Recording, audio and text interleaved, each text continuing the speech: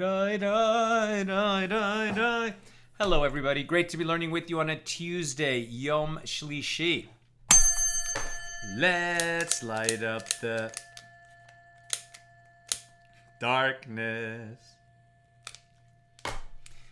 Who's in the house on a Tuesday? Yehud in South Carolina, Joseph in Nevada, Guy in Ohio, Joe in Southern California, Renee in Indiana, Sharon in New Jersey, Nancy in North Carolina, Bella in Florida, Melissa in Great Neck, Billum in Missouri, Belle in Texas, Shandor in the Bronx, Camille in Texas and Israel, Lorraine in Texas, Michelle in Jupiter, Florida, David in Chicago, Chaim in Florida, Ellen in Southern California, Alan in New York City, Spencer in Connecticut, Aoife in Florida, Marie in Freeport, New York. Welcome, everybody.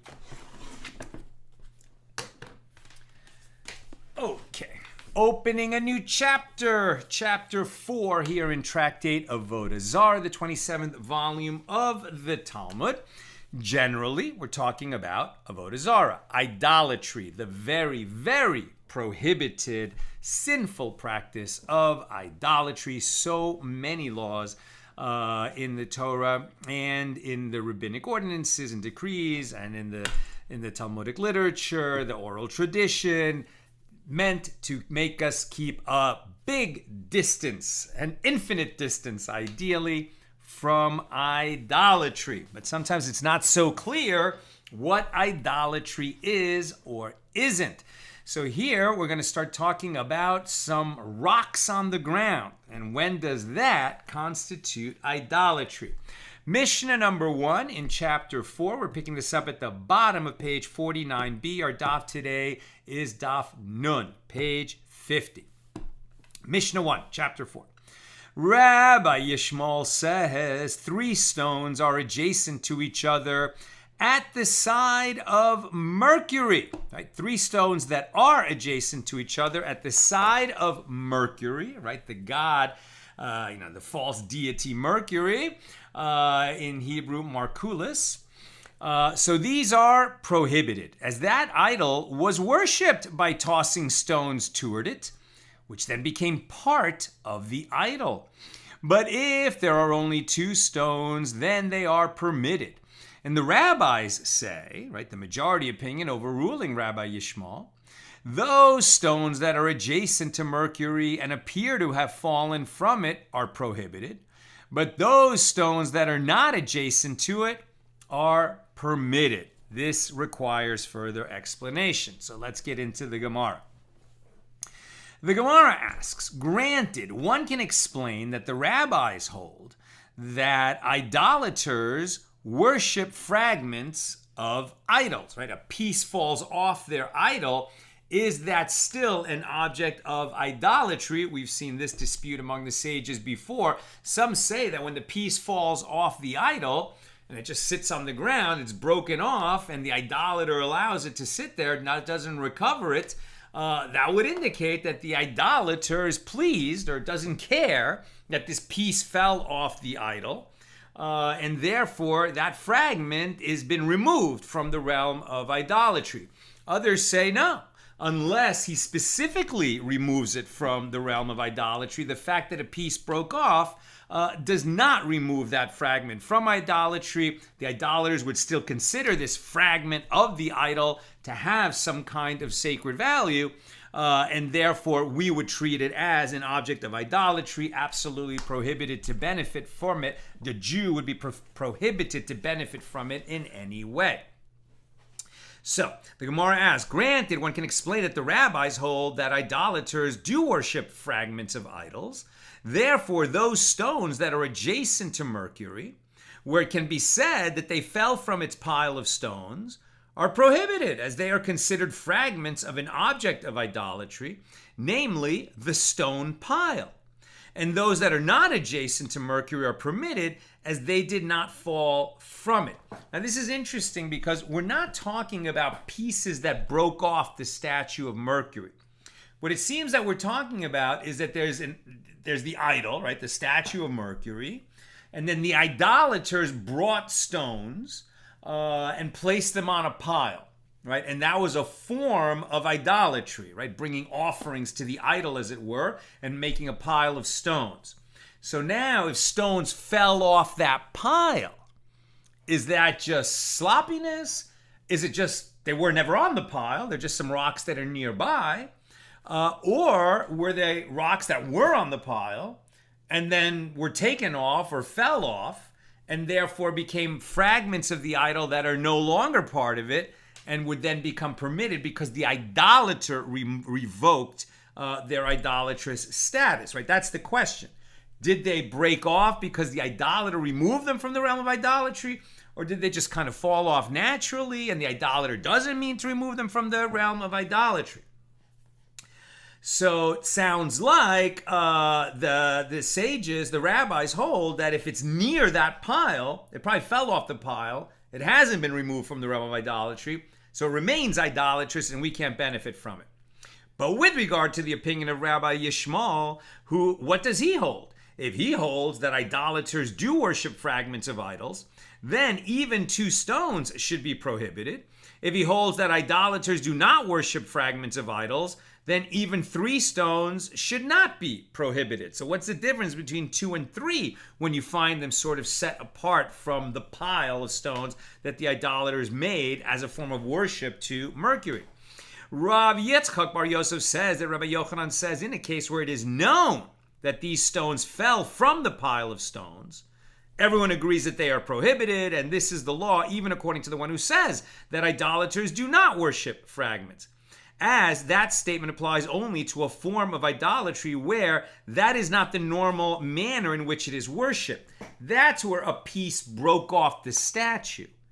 We're not talking about that. We're talking about where they bring little stones as a form of worshiping the idol, make a pile. So this is not a fragment that broke off the idol. This is a piece of one of the rocks that fell off the pile of their offerings to the statue.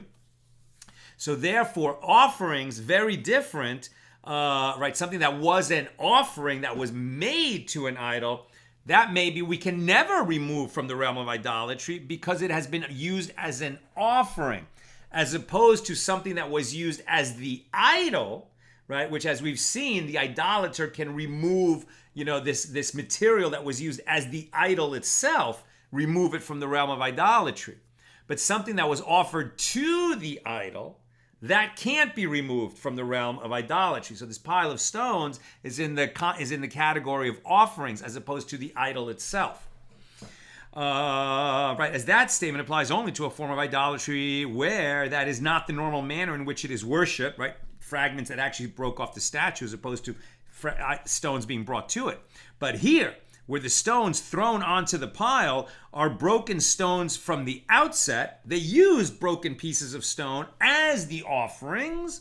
This is its normal manner of worship. So they disagree only when it is not specifically known where these stones came from. Were they on the pile or were they just lying nearby? Now we're on page 50a. Furthermore, everyone agrees that also in the case of stones that are near the stone pile that is dedicated to Mercury, with regard to which it can be said that they fell from it, they are prohibited. Right? All agree. Rabbi Yishmael, and the rabbis. Okay, everyone agrees on that. They are prohibited. Rabbi Yishmael and the rabbis disagree only when the stones are distant. Now we have reason to believe that they didn't come from the stone pile. They might just be rocks that are nearby because they're distant from the pile. Now the Gemara challenges this, but the Mishna teaches that the stones are at the side of Mercury. We're not talking about distant stones. We're talking about stones that are right next to the Mercury idol, indicating that they are nearby. And the Gemara explains what is meant by the term at the side of Mercury.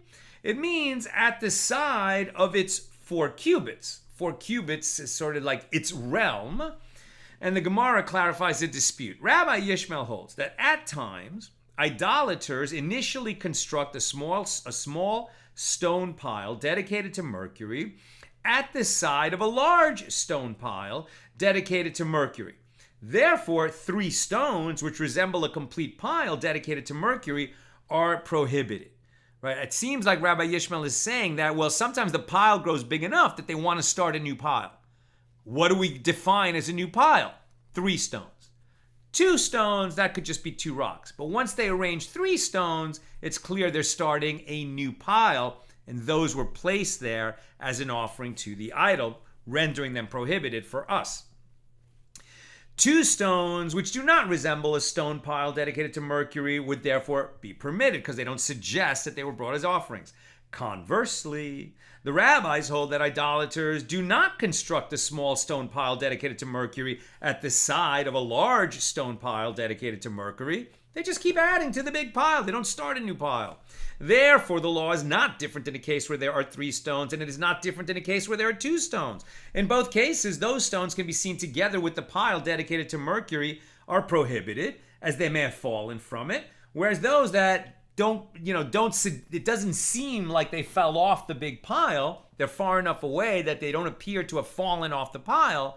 Therefore, we don't assume that they were part of the pile, whether there's 2 or 3 of them, and they would be permitted. But if they're close enough that we think they might have fallen off the pile, they're prohibited no matter what their number is, according to the rabbis, the majority. Okay, new question. The master said, in a case where it is known that these stones fell from it, right, from the pile, everyone agrees that they are prohibited. But the Gemara raises a contradiction to Rabbi Yochanan's statement from his statement that was presented in a Baraisa. With regard to stones that fell from a pile dedicated to Mercury, those that can be seen together with it are prohibited. Those that cannot be seen together with it are permitted. And Rabbi Yishmael says 3 stones are prohibited, but 2 stones are permitted. Again, seems to be the difference between, are we saying that they're nearby and they might have fallen and therefore we think they fell off? Then the number doesn't matter. But whereas that seems to be Rabbi Yochanan agreeing with the majority, as we've interpreted so far. Whereas Rabbi Yishmael says they do start new piles. It doesn't matter whether it seems like it fell off or not. 3 indicates they're starting a new pile, 2 doesn't. The Baraisa indicates that Rabbi Yishmael and the rabbis also disagree where it is known that the stones fell from the stone pile. But Rava said, do not say in the Baraisa stones that fell from a pile. Rather say stones that were found adjacent to the pile. There is no certainty that they fell from the pile. How would you know unless you saw them fall? The Gemara asks, and does Rabbi Yishmael actually hold that 2 stones that are found adjacent to the pile are permitted? But isn't it taught in the Baraisa that Rabbi Yishmael says 2 stones that are found in the area of the pile dedicated to Mercury are prohibited? 3 stones are prohibited, even if they are found at a distance. And Rava said, La kasha, not difficult. Here in the second Baraisa, it is referring to a case where both the pile and the adjacent stones are in the same area, in which case the stones are prohibited. There, in the first Baraisa, it is referring to a case where they are in 2 adjacent areas, in which case they are permitted. And what is considered 2 adjacent areas? This is referring to a case where there is an elevated area between them, and evidently the stones did not fall from the pile. Right? So what I find quite interesting about this, and we have to do a little bit of visualizing, we should probably read it slower and make sure we're like getting the mental picture. But really, this is a Sherlock Holmes type of deal. What can we assume with some certainty, and what can we not assume? Right? What if the stones are piled in a way that suggests a new pile is being started? Well, how close does it need to be to the statue so for us to believe that the new pile is being started as an offering to Mercury? Whereas, maybe some kid came along and arranged 3 rocks. And it was just 3 rocks that happened to be near each other. What is going to be our test for, well, it's close enough that according to Rabbi Yishmael, the idolaters started a new pile. On the other hand, the issue is rocks that fell off the main pile, okay? If they're adjacent, sounds like it could have easily fallen off, close enough, that we have to be concerned that it did. On the other hand, if there's some kind of a slope there, where if rocks fell off, they would be at the bottom of the slope, and now they're on top of a slope. Things that fall don't end up higher than the pile that they came off of. They don't fly off, they're rocks. Right? So this would be a reason to suspect, no, it wasn't part of an idolatrous pile. They're just rocks that are nearby. What assumptions can we safely make, realizing that the stakes are high? Right? Because a Jew must distance himself or herself from Avoda Zara. If there's room for doubt, we're going to rule stringently because we don't want to have anything to do with Avoda Zara. The Gemara asks, and are stones that are merely adjacent to each other in this way considered a pile dedicated to Mercury? But isn't it taught in a Baraisa, these are the stones of a place of worship dedicated to Mercury? One stone is situated on one side, and one is situated on the other side, and one is situated on top of them, but not where the stones are merely adjacent to each other. Right? Sounds like I don't have objects.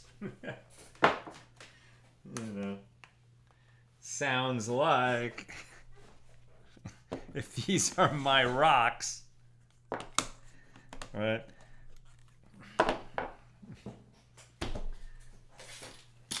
Okay. Right. According to this view, if these are my rocks, that would not give us reason to assume. Certainly, if they're kind of random, that should not give us a reason to assume, even if there's 3 rocks there.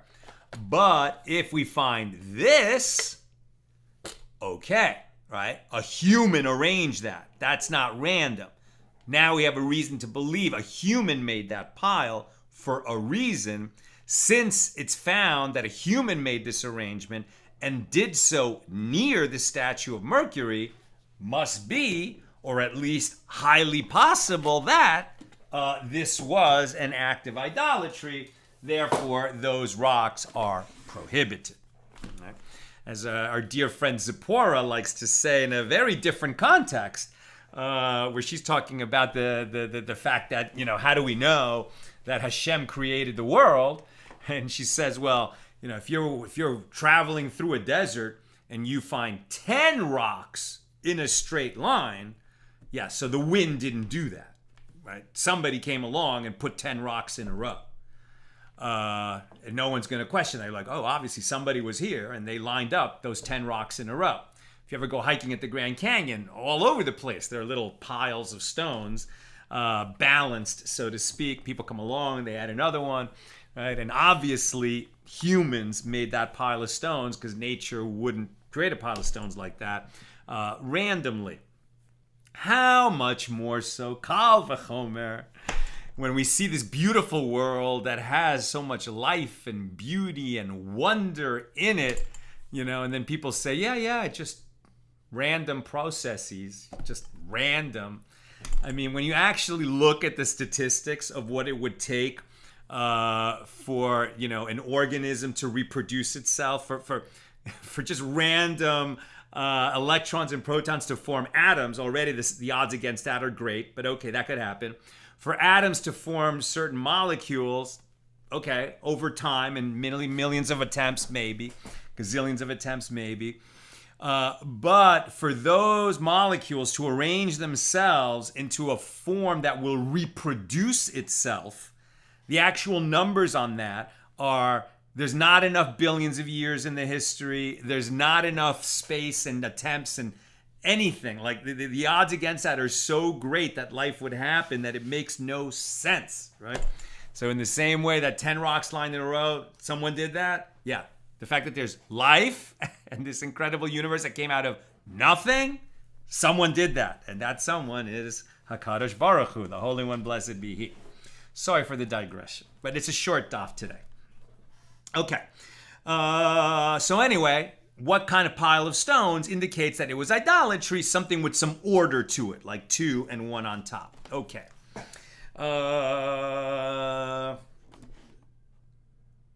One stone is on top, one side, one on the other, and one on top of them, but not where the stones are merely adjacent to each other. And Rava said, When that Baraisa is taught, it is with regard to the main pile of stones dedicated to Mercury, but the stones that are added to it are not necessarily arranged in this way. Don't be so sure that only a pile of stones that looks like it's arranged like one on top of two is the kind of pile that would be dedicated to idolatry. They might have just gathered 3 on the ground and not put one on top of 2, and it might still be idolatry, so we have to be stringent and be careful and not make use of those stones. Bottom line, if you find a statue of Mercury and you need some rocks, go somewhere else to get your rocks. New topic. The Gemara relates the house of King Yanai was destroyed, and Gentiles came and placed stones dedicated to Mercury in it. Later, other Gentiles who did not worship Mercury came and took those stones and paved paths and streets with them. And there were rabbis who withdrew from these paths, and there were other rabbis who did not withdraw from these paths. What's going on? Right? So we had a palace of a Jewish king that was overthrown, right? And then Gentiles came, set up, made the palace of the king into a house of idolatry. Okay, we would never go in there. They put a statue of Mercury in it, and they made piles of stones for Mercury. These were idolaters who worship Mercury. Later, they were replaced by different Gentiles who don't worship Mercury, and they took those stones and used them to pave roads. Now, we've already learned, right, that a Jew cannot remove idols from the realm of idolatry and then make them, non-idolatrous so that we could benefit from them. But idolaters can, and even a different idolater than the one who set it up can remove the idol from the realm of idolatry and render it permitted for a Jew to benefit from. So, since these stones were obviously removed from the realm of idolatry when they were used as paving stones for paths and roads, why would certain rabbis withdraw, right, refrain from walking on those paths, i.e. refrain from benefiting from the stones that they would then be walking over? If a Gentile removed those stones from the realm of idolatry? And the answer is, remember, there's a difference between stones that were used as the idol, right? Stones used in the construction of the idol, and that's different from stones that were brought as offerings to the idol. Because parts of idols can be taken away from the realm of idolatry. But stones that were brought as offerings to, or animals that were brought as offerings to the idol, those can never be brought back out of the realm of idolatry. Rabbi Yochanan said, the Son of Holy Ones walks on them. Apparently these stones can be removed from the realm of idolatry. So Rabbi Yochanan said, the Son of Holy Ones walks on them. Should we withdraw from them? Are we so holy that we're going to consider ourselves more stringent and holier than the Son of Holy Ones, who does walk on those paths and considers them permitted for Jews to walk on? And of course, the Gemara asks, who is the person referred to as the Son of Holy Ones? And the Gemara answers, this is Rabbi Menachem, the son of Rabbi Simei. And why did they call him the Son of Holy Ones? They did so because Rabbi Menachem would not even gaze at the form on a coin, as it was sometimes an idolatrous symbol. So this was somebody who was meticulous to distance himself from idolatry, and yet he would walk on these paths. So sounds like, as far as he's concerned, those stones that had been used in the idolatry of Mercury in the former palace of King Yanai, and then other Gentiles came and removed them from the palace, and then you pave roads with them. Sounds like he accepts that they removed those stones from the realm of idolatry. So why shouldn't we? Is what Rabbi Yochanan is asking. So the Gemara asks, what is the reason of the one who withdraws from those paths? Well, he holds in accordance with that which Rav Giddel says that Rav Chia Bar Yosef says, that Rav says. From where is it derived that with regard to an offering brought to idolatry, there can never be any nullification of its prohibited status? Well, this is derived from a verse, as it is stated in Psalm 106. They joined themselves to Baal of Peor, another idolatrous religion, and they ate the offerings to the dead. And this juxtaposition teaches that just as the prohibited status of a corpse has no nullification, you cannot benefit from a human corpse. It is forever prohibited to derive benefit from a human corpse. So too, the prohibited status of an offering brought in idolatrous worship has no nullification ever. And the one who does not withdraw from those paths says, in order for idol worship to prohibit an offering, I require the offering to be like those offerings sacrificed inside the temple. And there is no parallel to this offering in the temple service, as stones are not brought as offerings. When we say that you can never benefit from an offering that is brought to an idol, we're talking about offering in the sense that is somehow analogous to the way we brought offerings in the Holy Temple when it stood in Jerusalem. What were the offerings in the Holy Temple? Animals, right? Animals that were slaughtered and burned on the altar. Meal offerings, right? So bread and other kinds of flour offerings that had some oil and herbs mixed into it. There was incense that was offered in the temple. There were wine libations and water libations, right? Those are and there was blood sprinkled on the altar, right? So those are the kinds of offerings that we had. But this idea of bringing rocks, throwing rocks at the idol, laying rocks beside the idol, that's in no way analogous to any kind of offering that Jews brought. And so according to this, even though that's a form of worship for Mercury, we're not going to say that those rocks can never be removed from the realm of idolatry as offerings the way we would about animal offerings, for example, because it has no analog in our worship. And therefore the one who does not withdraw from those paths, who is comfortable walking on those paths, like Rabbi Menachem, he says, in order for the idolatry to prohibit an offering, I require the offering to be like those offerings sacrificed inside the temple. And there is no parallel to this offering in the temple service, as stones are not brought as offerings. Rav Yosef bar Abba said that Rabba bar Yirmiyah happened to come to our locale. When he came, he brought the following baraisa with him. In the case of a Gentile who brought stones from a pile dedicated to Mercury, and he paved paths and theaters with them, those stones are permitted, as the Gentile nullified their prohibited status. Now on page 50b. In the case of a Jew who brought stones from a pile dedicated to Mercury and paved paths and streets with them, they are prohibited, because a Jew cannot remove a stone or a piece of an idol from the realm of idolatry. Only the idolaters can do that.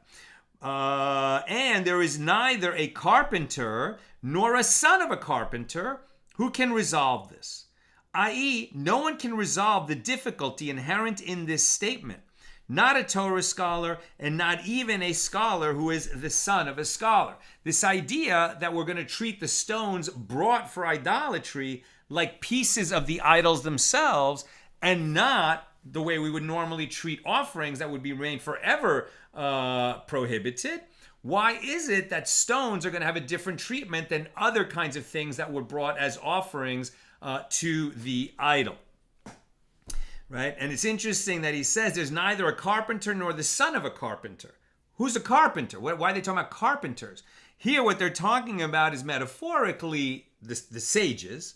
And why would sages be likened to a carpenter? Because they are artisans in the realm of Torah study. It's very nice, right? What does it mean they're artisans? It's not just that they are, mentally processing all these incredibly difficult, complex ideas and talking about it and working it out with, their colleagues, but they are building structures of halacha that we live in, right? That's why they're likened to carpenters. Rav Sheshes said, well, as for me, I am not a carpenter, nor am I the son of a carpenter, right? He's talking about top-level sages. He says he's not one. He is, but he's being humble. So he says, as for me, I am not a carpenter, nor am I the son of a carpenter. And yet, I will resolve the difficulty. What is the difficulty that Rabba bar Yirmiyah finds in the Baraisa? The Baraisa is difficult because of the statement of Rav Gidl, that the prohibited status of offerings brought in idolatry can never be revoked. And this is not difficult, as in order for idolatry to prohibit an offering, I require the offering to be like those offerings sacrificed inside the temple, and there is no parallel offering of stones in the temple, and that's why we're going to say that the stones brought from Mercury, if an idolater removes them from the realm of idolatry, they are removed. Unlike if an idolater removed an animal that was offered to Mercury and then he took it out of the realm of idolatry and he was willing to eat it, we would not eat it. Rav Yosef bar Abba said that Rabba bar Yirmiyah happened to come to our locale. And when he came, he brought the following baraisa with him. One may remove worms from a tree and place manure on a cut during the sabbatical year, but one may not remove worms or place manure on a cut during the intermediate days of the festival. I thought we were in Tractate Avoda Zara. Why are we suddenly talking about practices that are permitted during the Shemitah year, the sabbatical year, right, when the temple was standing in Jerusalem? So then by Torah law, every 7 years, they could not plant their fields. They had to let the land lie fallow. And then, in the 8th year, they could harvest again. And comparing what's permitted and prohibited during the Shemitah year to what practices are permitted and prohibited during the intermediate days of a festival, right? The middle days of Sukkot or the middle days of Pesach, which have some qualities of a full-fledged holiday when work is prohibited, and have some qualities of the regular days of the week when work is permitted, right? So there's kind of in between, some kinds of work permitted, some not. Why are we talking about this in Tractate Avoda Zara? Usually the Koran will say something like, having brought a teaching by Rav Yosef bar Abba, who said that Rabba bar Yirmiyah happened to come to our locale and he brought with him a baraisa. Now we'll introduce some other teachings that Rav Yosef bar Abba said that Rabba bar Yirmiyah happened to come to our locale and brought this baraisa with him. That's the only reason. Same pedigree, right? Same provenance for where these laws came from and how they came to be known to the sages of the Gemara. And so we're going on a digression in comparing the laws of Shemitah and Chag, right, and festival, only because it's the same sage teaching the law. The Baraisa continues, both here in the case of the sabbatical year and there in the case of the intermediate days of the festival, one may not prune trees, right? Why? Now, during the sabbatical year, you can work, you just can't harvest, you can't plant and harvest crops in a field. The field has to be allowed to be fallow. But you can do other kinds of work. You can do things that are not permitted on Shabbos, right? You can write, you can cook, you can build a house, you can do all kinds of stuff. You just can't farm your fields, prune your orchards, pick your fruit and crops, etc. You can't do farming type work during the Shemitah year. Okay, so, well, what about this? He says that during the Shemitah year, you can what? You can remove worms from a tree and place manure on a cut.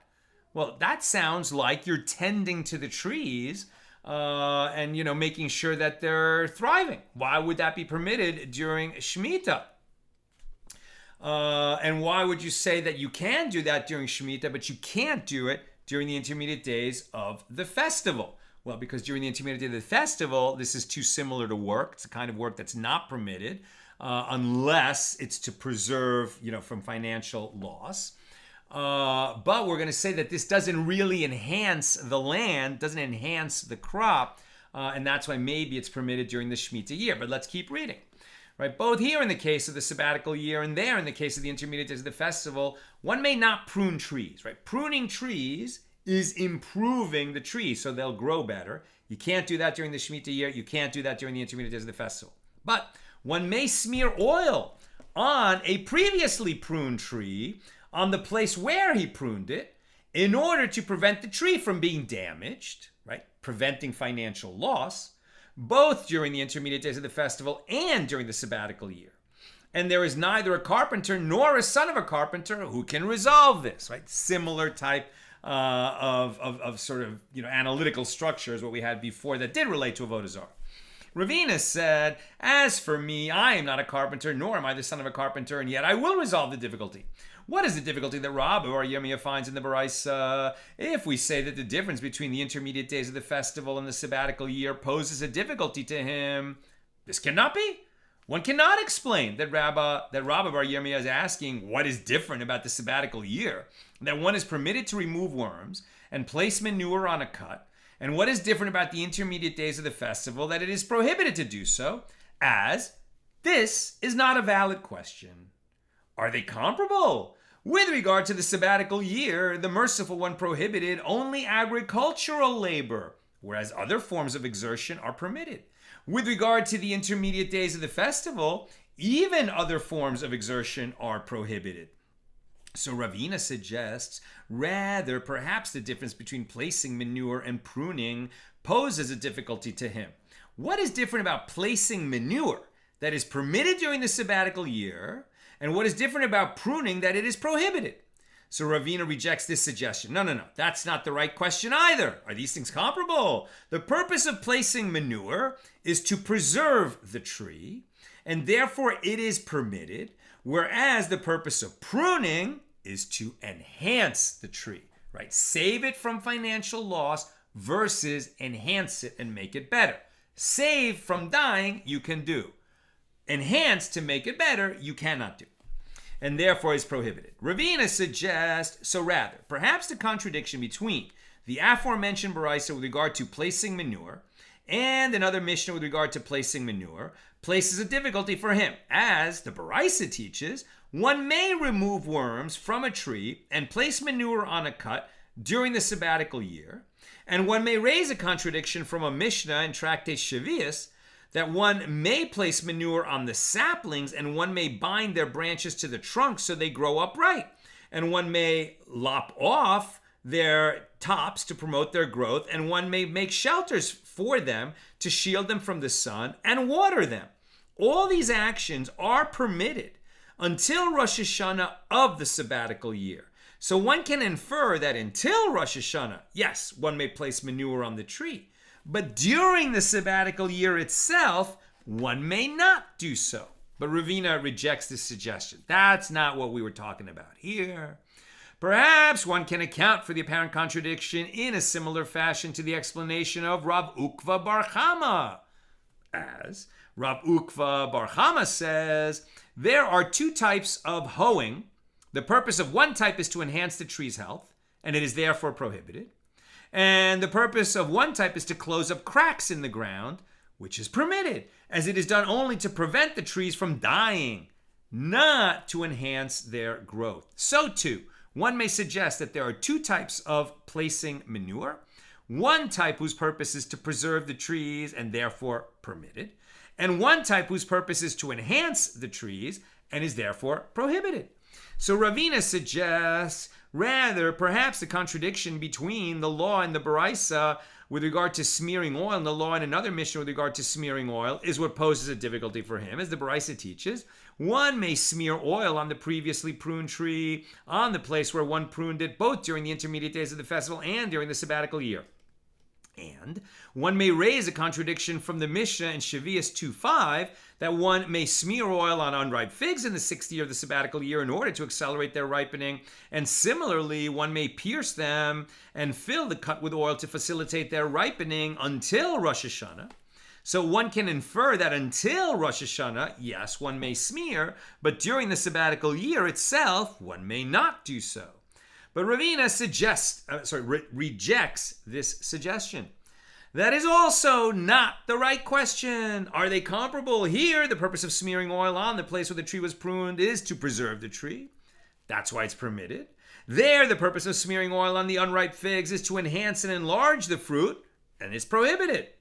So Rav Sama, the son of Rav Ashi, said to Ravina, the contradiction between the law with regard to smearing oil during the intermediate days of the festival and the law with regard to placing manure during the intermediate days of the festival This is what poses a difficulty for Rabba bar Yirmiyah. Since the purpose of this action is to preserve the tree, and the purpose of that action is to preserve the tree, now we have a contradiction that is difficult to understand. Why, if they're both about preserving the tree, not enhancing it? What is different in this case that it is permitted, and what is different in that case that it is prohibited? This is the reason that Rabba bar Yirmiyah said, there is neither a carpenter nor the son of a carpenter who can resolve this. Right? If it's only to preserve the tree, not to enhance it, then if it's prohibited during the intermediate days of the festival, it should also be permitted. If it's prohibited during the intermediate days of the festival, it should also be prohibited during the Shemitah year, when you're not permitted to enhance the tree, but you are permitted to preserve it. And yet we have this contradiction. That's what was bothering Rav Yirmiyah. And right, was it Rabbi Yirmiyah? Rabba bar Yirmiyah. And that's what was difficult to resolve. So at least we answered what it was that was difficult to resolve. And if the sages couldn't resolve it, neither can we. Let's move on. Back to Avoda Zara. Rav Yehuda says that Rav says, in the case of an object of idolatry that is worshipped by means of a stick, for example, by beating one stick on another object in order to produce a noise, if one broke a stick before it, he is liable. If he threw a stick before it, he is exempt. Right now we're talking about a Jew. Right? We're not talking about the idolater. We're talking about if this idol's normal form of worship is to, beat a stick on a pot and make noise in front of the idol. Okay, that's what idolaters do. So now a Jew comes along and he takes a stick and he hits something with it and breaks the stick. If it broke the stick, it made a noise. So it sounds like he did something that was close enough to what the idolaters do when they commit idolatry, that the Jew is now liable for having committed idolatry, right? If he did it unintentionally, he's going to have to bring a sin offering for unwittingly coming to violate idolatry, the prohibition on idolatry. If he did it intentionally, he can't bring a sin offering, but he's going to have to, make an atonement for that because he's liable. On the other hand, if he threw a stick at the idol, even though that makes a noise, even though that might break a stick, that is not how idolaters worship that idol. They use a stick to make noise in front of the idol. They don't throw sticks at the idol. So the fact that the Jew came along and made a noise with a stick when he threw it at the idol, perhaps even if he missed the idol, he was not in any way performing an action that is close enough to what idolaters do when they commit idolatry that he would be liable for violating that prohibition. He's exempt. Abaye said to Rav, what is different about the case where one broke a stick? In this case, one is liable because it is similar to slaughtering an offering. By breaking the stick, it's like slaughtering an offering, which is a rite that is performed in the temple. So too, in the case where one threw a stick, it is similar to the sprinkling of blood on the altar, right? Where we sprinkle the blood. Blood is thrown on the altar in the Holy Temple when it's standing in Jerusalem. So Rav said to Abaye, in order for a sacrificial rite to be similar to the sprinkling of blood, I require a form of throwing that scatters the offering. And that is not the case here. Throwing a stick is not, even though there's a throwing motion, is not like sprinkling blood on the altar. There's not scattering going on, which suggests that if he scattered gravel on the altar with a throw that scattered, a bunch of pebbles, perhaps that would be close enough to something analogous to what we would do and would render him liable. But throwing a stick is not. But Abaye raised an objection to Rava's explanation from a Baraisa. One who fed safat, an idol excrement, or who poured a chamber pot of urine before it as a libation, is liable, even though these substances are repugnant, and even when this is not the typical manner of worshiping that idol. So it's not what idolaters do. Right? So this is interesting. It's not that he's doing something similar to what the idolaters do. It's that he's doing something similar to what we do in the Holy Temple just in terms of the physical actions that are involved. So even though for a particular idol, what is it? Feeding it excrement, right? So I guess in the sense that, we take an animal, we slaughter it, we then put it up on the altar and burn it. It's like we're feeding the offering to Hashem, right, by bringing it as an offering on the altar. Just in the sense that, an animal that is flesh is brought there and consumed by the altar.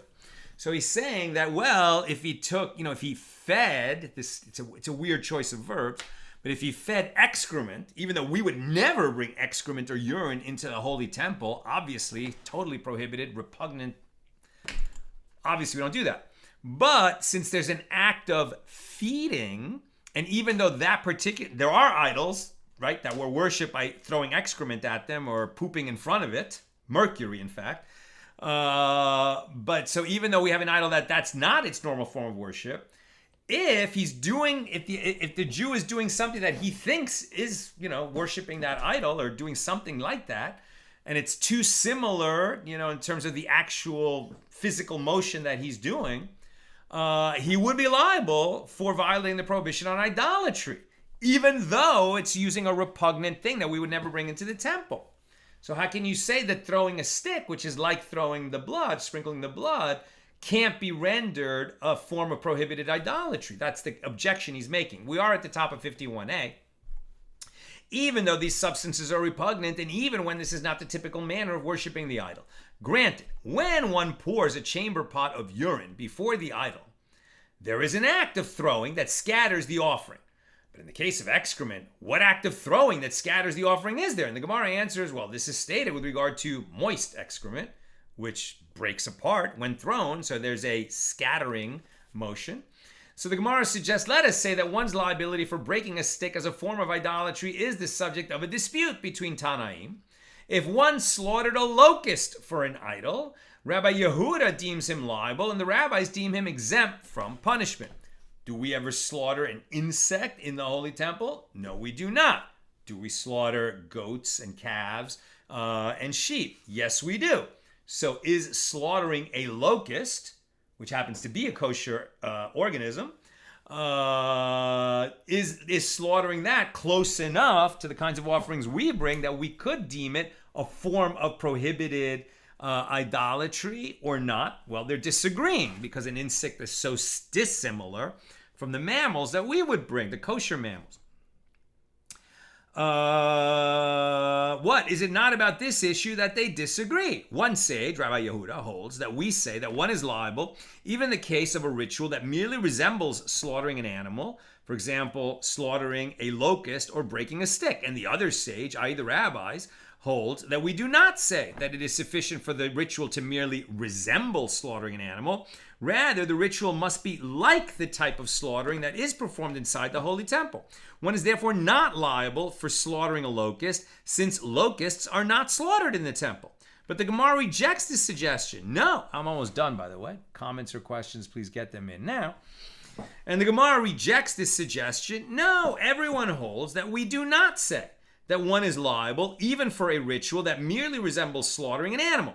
Rather, we require the ritual to be like the type of slaughtering performed inside the temple. And the case of a locust is different. Since its neck is similar to the neck of an animal, Rabbi Yehuda therefore considers slaughtering a locust similar to the type of slaughter performed in the temple, whereas obviously, who was the other? And the majority would not say that that is similar enough to render. So again, this is in a situation where, like, if you did the kind of action that the idolaters do specifically, then no matter what it is, you're liable for committing idolatry because you're doing what they do. The question is where a Jew does an action that is not what the idolaters do, but is loosely similar to what Jews do in the Holy Temple, but he did it in front of an idol. Are we going to call that idolatry and render him liable for violating the prohibition? We're testing, well, how similar is it to what we do? Is it just his physical action? Is it, what kinds of creatures are involved? How are they being treated? How similar does it have to be? And that's what we're exploring here. Okay. Quite a few comments. Okay. Bill. NB. Nota bene. The text is a bit unclear as to the size of the stones, and Sal seems to be assuming small stones. However, the practice of worshiping Mercury/Hermes with piles of stones, while it did have small stones tossed on them by travelers hoping for Mercury's aid, the bulk would have been large stones suitable for building with, explaining why someone might want to recover those stones. The Greek name for these piles was Herme, whence comes Hermes' name in the first place. Okay, fascinating. Thank you, Bill. I had no idea that's what we were talking about. And that actually clarifies a lot. Why were these stones, why are we talking about them in this way? Like, who's the Jew going to use this? Okay, well, if we're talking about the kinds of big stones that you build houses with, in the ancient world, houses were all made of stone, pretty much. Okay, much more value is on the table, so to speak. That clarifies a lot. Thank you. And Bill says, now that you mentioned the piles of stones in national parks, I have dear friends who are park rangers who drilled this into my head. So, public service announcement. Those are called cairns. Cairns. I'm not sure how to pronounce that. Cairns. And says Bill's friend, please don't build them or add to them or subtract from them if you see them. The National Park Service uses them to mark trails. And if you make a new one, you can confuse someone as to where they should go, which can be deadly. That's a great public service announcement. Thank you. Renee and Campfire Girls, we were taught to stack 3 stones on a trail to mark straight ahead, and 2 stones plus a directional indicating stone beside the 2 in whichever direction we want to leave a trail, or we want to show someone where we went. Very nice, very nice. Good, what do you call it? Not mountaineering, but whatever. Off-road skills. Very good. Backwoods skills. Roger, what about foods such as fruit offered to an idol? Are those prohibited from benefiting from it as well? For sure. Right? Because, first of all, that's what the idolaters do. Okay, that fruit can never be brought back.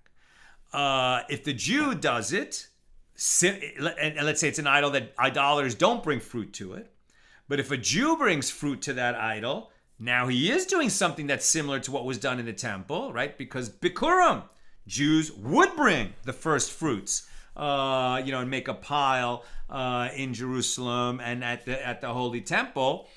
So that is the type of offering that we did do.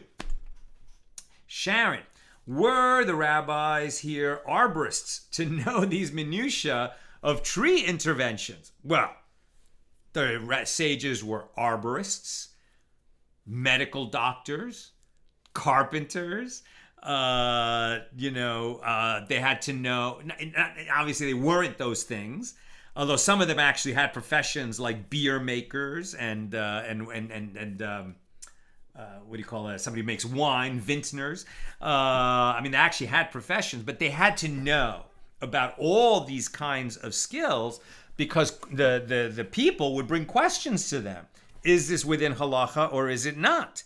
Right? So they would have to learn about these kinds of activities that were done in all the various professions because questions of halacha would always come up. And so they had to develop such wide-ranging expertise in order to answer those questions. Now, obviously, some of the sages would develop greater expertise, in some of these areas that would not naturally come to a sage unless he, had studied it for a while when a question was asked. But yeah, they had to know about so many different things because, right, there's a Torah way, a halachic way to do everything, right? The Torah is just, it's part of all our lives. I commend Michael Rappaport. He did a little post today from his podcast, and I shared it on my story on Instagram. And he said that a rabbi taught him that Judaism is a participation sport, right? You got to get in. You can't just, think about it and do it now and then. There's work to be done all the time.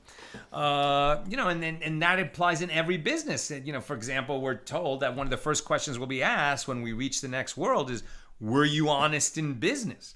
Right? And that doesn't mean were you honest overall.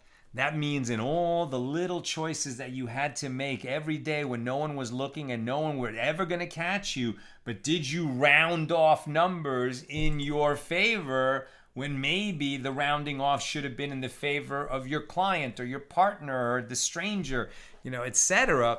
I mean, there's just a Torah way to do things in every aspect of life. Michelle, I've been to Stonehenge. There are 2 rings of Saracen stones. The inner ring is of stones only found in Wales because they are blue. The altar, which is presently in the ground, is only recumbent sandstone megalith, which was dragged from Scotland from Orcadan Basin. No one has a clue how they dragged it all the way down from Scotland or the others from Wales. One could say they're still going around in circles trying to find how the ancients built the henge, really. P.S. Ancestors of mine are from Scotland, now that we're talking about big stones. Thank you, Michelle. And finally, Sharon, they do talk about burning entirely an animal. They do talk about burning the entire animal, including its dung. Isn't that including excrement in an offering? Very interesting. Very interesting. If when you make an olah offering, there's excrement inside the animal, right? I mean, you're not gonna. I think if it poops while it's being shechted in the temple, they would bring the animal up on the mizbeach, on the altar, but they wouldn't also bring the poop that just came out of it. But once it's shechted, probably there was some poop inside of it, and that gets burned up. So shouldn't we say that in a sense, poop is part of the offerings because animals are part of the offering process in the Holy Temple? It's a very interesting point. Very interesting. But poop by itself is not, and so that would be an important distinction. That's what I've got for us today, and with God's help, we'll be together again tomorrow, Wednesday, at the regular Wednesday time, 6 p.m. Pacific. Have a great night.